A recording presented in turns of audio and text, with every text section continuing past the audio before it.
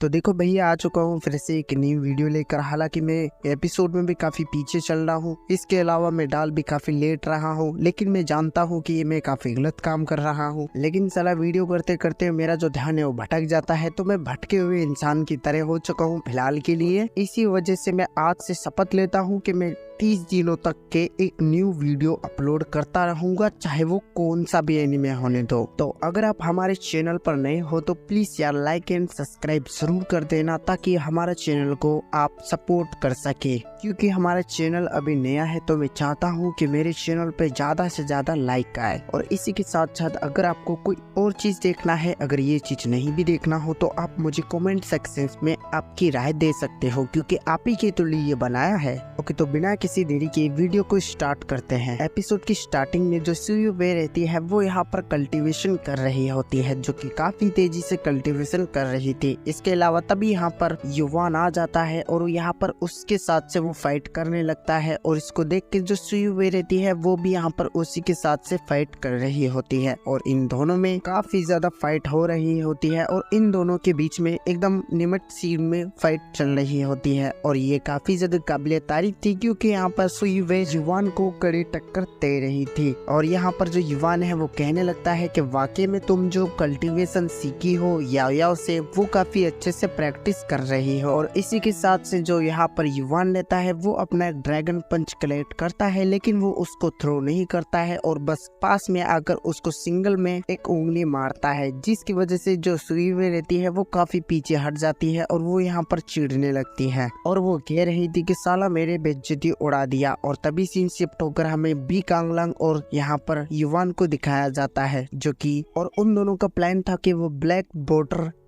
Area में जाकर वो अपनी चीजें बाय कर सके। और इसी के साथ से सीन शिफ्ट होकर अब हमें जो की हाउ है उसे दिखाया जाता है, और साथ ही में उसके पास में वो पॉइजन वाला बंदा भी था। और यहाँ पर वो कहने लगता है कि तुम यहाँ पर किस काम के लिए आए हो। जहाँ पर के हाउ है वो उसको बता रहा था कि मैं बी कांगलांग को तुम्हारे साथ में मरवाऊंगा, और इसके अलावा जो युवान फैमिली है उसको भी साथ में डिस्ट्रॉय करवाऊंगा, और इसकी वजह से हम दोनों को काफी ज्यादा बेनिफिट मिल सकता है। लेकिन वो जो पॉइजन वाला बंदा था वो कहने लगता है कि मैं इतने में तो कभी भी खुश होने वाला नहीं हूँ, मुझे इसके साथ साथ 2 और सिटी चाहिए। अगर तुम मुझे 1-2 सिटी दिलवा दोगे तो मैं आपके साथ में जरूर जाऊंगा और तुम्हारी हेल्प भी जरूर करूंगा। और यहाँ पर जो पॉइजन वाले बंदे की डिमांडिंग बढ़ते हुए यहाँ पर के हाउ कहने लगता है मन ही मन कि साला ये तो अपने मान बढ़ाता ही जा रहा है, लेकिन कोई नहीं, मैं इसके लिए अभी तो मैं बोल देता हूँ, लेकिन बाद में मैं इसको कोपचे में लेकर यहाँ पर निपटा डालूंगा, तब तो मौज ही मौज है। और यहाँ पर जो के हाउ रहता है वो कहने लगता है कि ठीक है, मैं तुम्हें 2 सिटी दिलवा दूंगा। फिर सीन शिफ्ट होकर युवान के पास दिखाया जाता है, जो कि वो ब्लैक बॉर्डर एरिया में कुछ सिटी के पास पहुंचने वाले थे। और वो देखते ही देखते यहाँ पर पहुंच जाते हैं, जहाँ पे कि वो सुयुवे और साथ में याओ और यहाँ पर युवान साथ में जा रहे थे। और तभी यहाँ पर जो युवान है वो कहने लगता है कि ये ब्लैक बॉर्डर जो एरिया है वो काफी खतरनाक है। ऐसा कहा जाता है कि यहाँ पर जो भी इंसान जिंदा आता है वो कभी लौटकर वापस अपने घर नहीं जा पाता। ये एरिया काफी खतरनाक है, लेकिन हम अपने साथ में काफी पावरफुल बंदे लेके आए हैं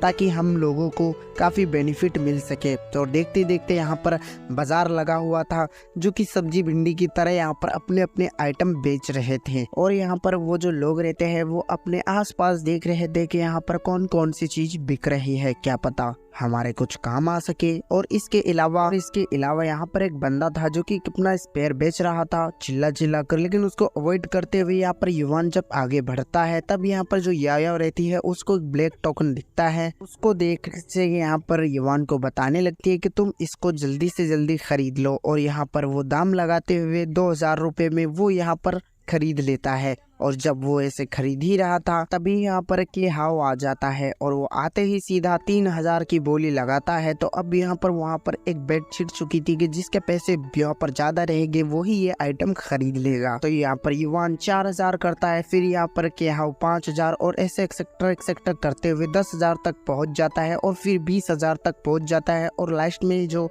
के हाव है वो कह देता है खैर मुझे इसमें अब इंटरेस्ट नहीं रहा, क्योंकि मैं किसी दूसरों की खरीदी हुई चीज़ों में अपने पैसे क्यों उगाऊंगा। और ये बात कहते हुए यहाँ पर जो अपनी बोली है वो यहाँ पर लगाने भूल जाता है। और इसी के साथ से जो हमारा भाई युवान है उसका वो चूतिया काट देता है। और तभी यहाँ पर वो पॉइजन वाला बंदा आ जाता है और वो आते ही यहाँ पर कहने लगता है कि वेलकम भाइयों। लेकिन तभी यहाँ पर बी कांगलांग वो उसके ऊपर अटैक कर देता है और देखते ही देखते उस पॉइजन वाले बंदा और उस बी कांगलांग के अंदर काफी तगड़ी ज्यादा फाइट होने लगती है। लेकिन युवान आकर बीच में यहाँ पर बी कांगलांग को रोक लेता है कि जल्दी से तुम्हारी फाइट बंद कर लो। और उस पॉइजन वाले बंदे को जो केहाव है वो भी रोक लेता है। और इसको देखने से यहाँ पर वो पॉइजन वाला बंदा जो युवान है उसको कहने लगता है देखो भैया हमने यहाँ पर केहाव से एक डील की है कि वो मुझे 2 सिटी देगा तो मैं यहाँ पर तुम्हें और इस बंदे को खत्म कर दूंगा। अगर तुम मुझे 6 सिटी दोगे तो मैं यहाँ पर इस केहाव के लड़के को यहाँ पर उड़ा दूंगा। लेकिन यहाँ पर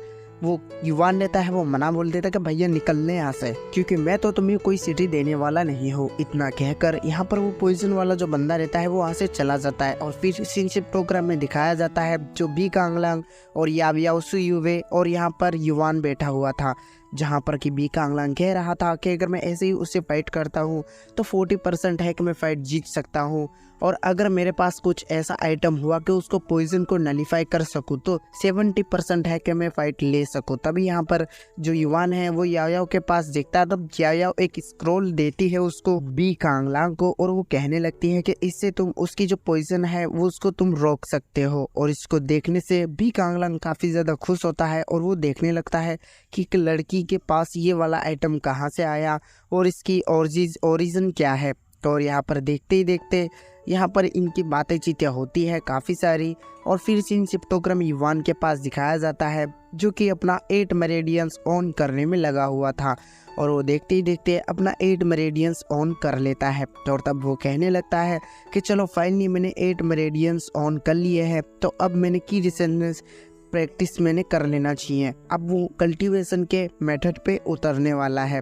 और जब वो ऐसे करता है तब उसके अंदर से काफ़ी सारी एनर्जी निकलने लगती है और जो युवान है वो अपने स्पिरिचुअल सी में पहुंच जाता है, जहाँ पे कि उसका जो एक बवंडर बना था जिसका कलर पर्पल कलर का था। तो ये बात देखकर युवान काफ़ी खुशी हो रहा था कि तभी यहाँ पर एक रोशनी आती है जो कि गोल्डन कलर की रहती है। जबकि टाइम पे युवान पैदा हुआ था तब इसी गोल्डन रोशनी के साथ से ये पैदा हुआ था, और वो सीधा जाकर वो बवंडर के अंदर घुस जाती है जिसका यहाँ पर पर्पल था पहले कलर, और फिर यहाँ पर गोल्ड होता है, और फिर यहाँ पर सीन शिफ्ट होकर फिर से यहाँ पर रेड होना स्टार्ट हो जाता है। तो जब इस ये बात युवान देखता है तब यहाँ पर युवान कहने लगता है कि इतना मैंने काम किया उसके ऊपर पूरा पानी फिर चुका है, क्योंकि मुझे ऐसा लग रहा है कि ये जो रेड दुईकी है ये एक पॉइजन दुईकी होने वाली है, और ये मेरे को बेनिफिट के अलावा ये मेरे को यहाँ पर नुकसान ही पहुँचाने वाली है। और यहाँ पर वो कहने लगता है कि इसके बारे में मैं याओयाओ से पूछूंगा,